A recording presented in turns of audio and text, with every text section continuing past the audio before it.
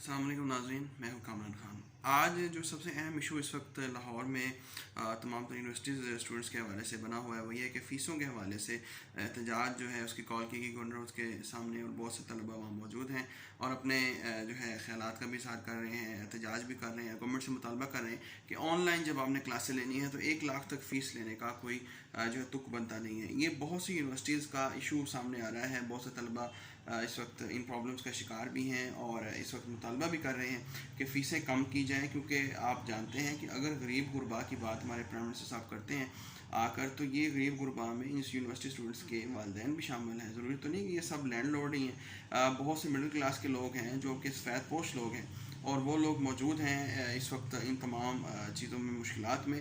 तो गवर्नमेंट को इस हवाले से फ़ैसला करना चाहिए। सब कुछ HEC पर छोड़ दिया है कि वो ऑनलाइन पेपर ले ना ले।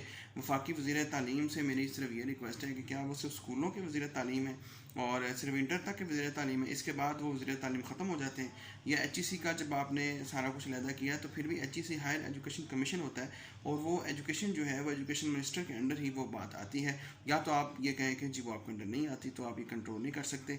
अब देखना ये है कि इस तमाम इशू का क्या जवाब निकलता है।